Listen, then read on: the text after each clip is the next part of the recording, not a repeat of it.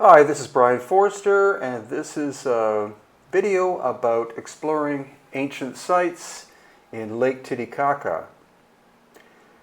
Lake Titicaca, half of it is in Peru and half of it is in Bolivia. And right now we're actually on the Bolivian side, but the first site that we're going to be visiting today is on the Peruvian side. So you can see the rugged nature of the hills and mountains surrounding Lake Titicaca. This is a high-speed hydrofoil that we took, and there is the Bolivian flag waving away as we go at high speed.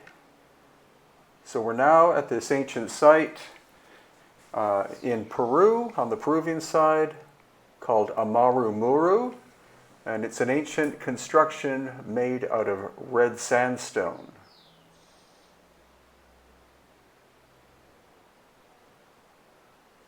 So we have been here many times before. Amaru Muru means the portal of the snake, but it can also be called Aramu Muru, which supposedly relates it to the ancient continent of Mu and the survivors that actually supposedly made it to Lake Titicaca and constructed this. As you can see, there's a central false door, and then these high channels on the left and right hand sides.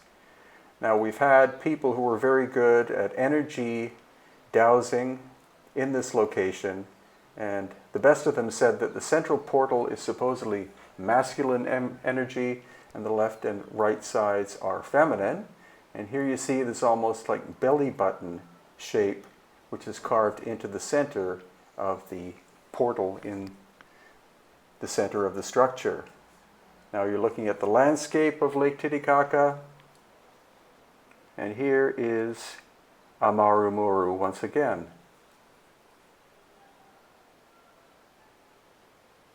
This is one of the channels that you can see carved into the red sandstone going up, covered in bird droppings, unfortunately. And the curious thing is no one, as far as I can tell, knows who constructed it. Some say the Inca, but it's not really an Inca-style construction at all. And the other possible candidate would be the Tiwanaku culture, but they, I don't think, were responsible. The local people don't know who made it, but actually the local people are afraid to go here at night because they say that balls of light come in and out of the central portal. Whether that's the case or not, I really don't know. I energetically don't pick up much of anything there, but it is quite a unique construction. And here, as the sun goes down, you get another view once again of the inserts on the left and right, and also the central doorway. It's used quite a bit for modern day ceremony by, I guess, New Age people.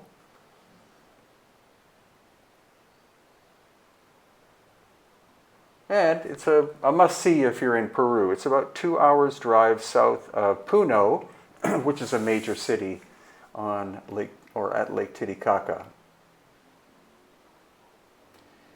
Okay, we've now moved to the Island of the Moon in Lake Titicaca. This is on the Bolivian side, and this is an Inca construction.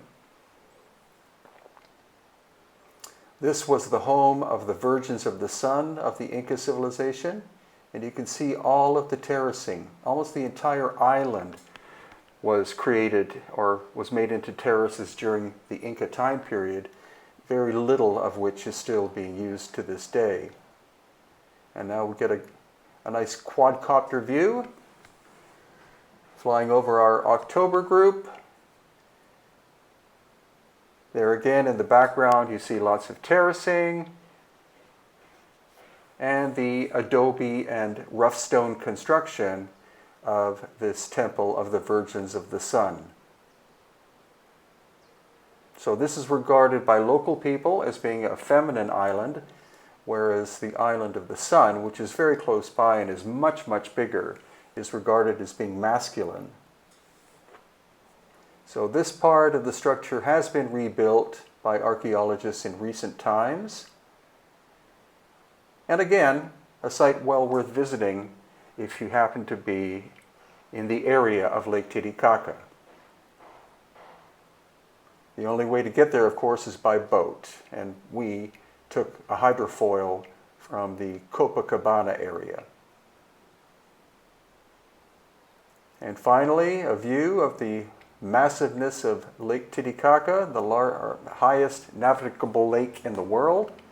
And unfortunately, you can't see the Andes, but they are behind those clouds. So on a sunny day, you can see the Andes, especially on the Bolivian side. Now we're on the island of the sun. And as the quadcopter goes up, we're going to be looking at another Inca construction. This is a sun temple. Whether it actually was a sun temple or not, I'm not sure, but anything which is Inca related it tends to be called either a sun temple or a moon temple.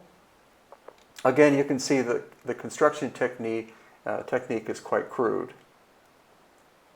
And now one of the strangest places in the Lake Titicaca area, slightly over the border from Bolivia into Peru. And this is located at Kenawani. That is the name of the little town.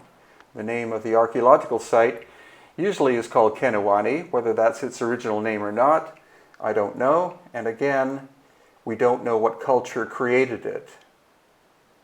It's not like anything I've ever seen in terms of Inca construction, nor is it similar to any Tiwanaku culture construction. So it's one of those places that we'll have to visit many, many more times in order to try to ascertain what it was. Most people think it looks like a stadium, which it somewhat does. It faces south towards the lake and actually faces south to Tiwanaku and Pumapunku. But whether it's related to those sites is unknown. The stone material is a volcanic ash that's been compressed and solidified, so it's not a really hard material. We see plenty of tool marks on the surfaces that look very much like chisel marks, but as the Inca and other related cultures had no metal material stronger than bronze, again, it makes this place an enigma, as well as the fascinating curved staircases that you can see. And as we go in again with the little quadcopter, you see that the terracing or steps or stairs or seating is very even. And now you're going to get a glimpse of Lake Titicaca in the background.